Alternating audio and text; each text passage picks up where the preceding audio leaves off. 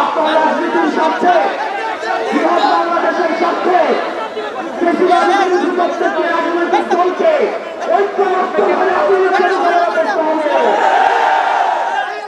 একই সাথে একই গণতান্ত্রিক উত্তরণের জন্য আমরা যে সংস্কার প্রস্তাবগুলো দিয়েছি, এই সংস্কার প্রস্তাবের বাস্তবায়নের মধ্য দিয়ে একটি গ্রহণযোগ্য নির্বাচনের দিকে যেতে হবে।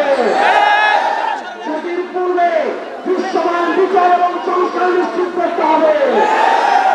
আমাদের আপার হাউসে অবশ্যই পিয়ার নিশ্চিত করতে হবে।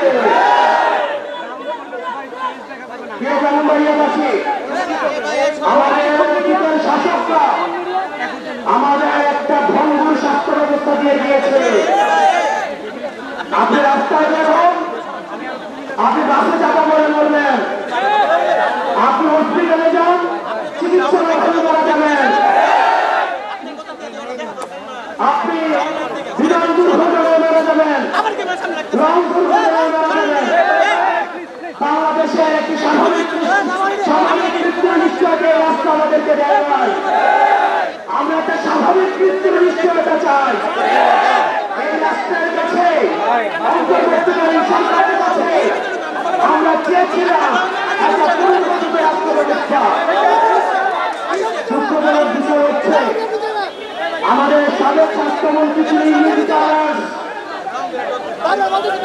আমাদের বর্তমান স্বাস্থ্যমন্ত্রী হচ্ছে বাংলাদেশ।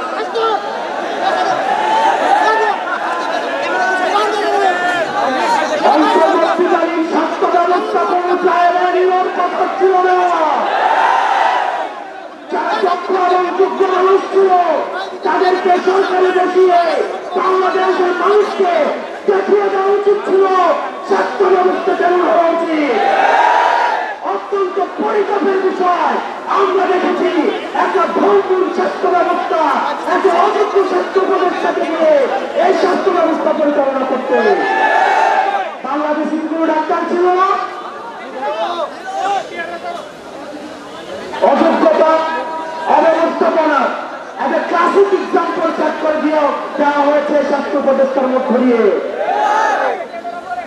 আমরা একটা ভালো শিক্ষা কাজ চেয়েছিলাম, একটা ভালো নির্বাচন ব্যবস্থা চেয়েছিলাম, আমরা একটা রাষ্ট্র ব্যবস্থা চেয়েছিলাম।